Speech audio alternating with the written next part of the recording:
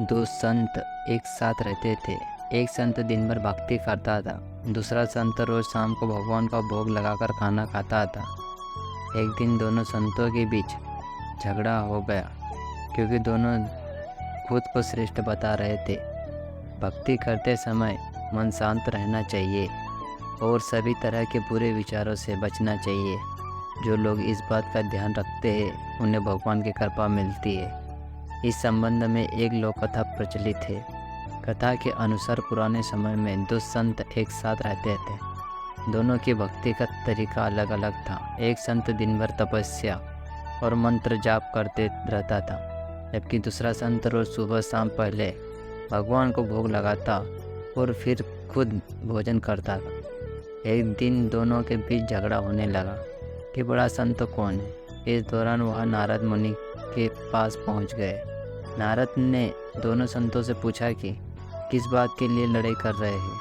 संतों ने बताया कि हम ये तय नहीं कर पा रहे हैं कि दोनों में बड़ा संत कौन है। नारद ने कहा कि ये तो छोटी सी बात है, इसका फैसला मैं कल कर दूंगा। अगले दिन नारद मुनि ने मंदिर में दोनों संतों की जगह के पास हीरे की एक अंगूठी रख दी। पहले तप करने वाला संत वहां पहुंचा।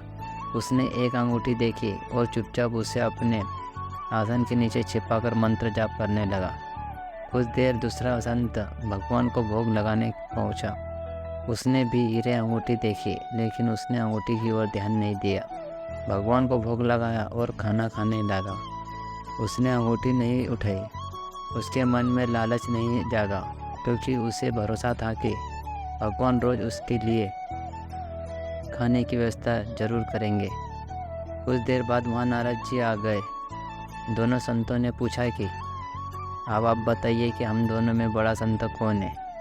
नारद ने तपस्या करने वाले संत को खड़े होने के लिए कहा। जैसे ही वह संत खड़ा हुआ तो उसके आसन के नीचे छिपी अंगूठी दिखाई गई।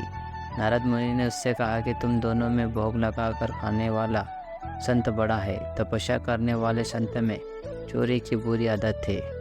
उसने भक्ति के समय में भी चोरी करने से संकोच नहीं किया, जबकि भोग लगाने वाला संत ने अंगूठी की ओर ध्यान तक नहीं दिया। इस कारण वही संत बड़ा है।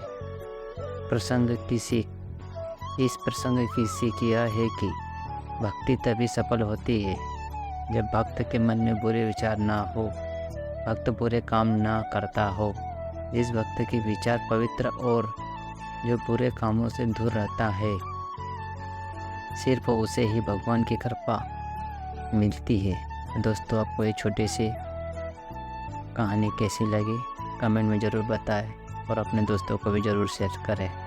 धन्यवाद दोस्तों।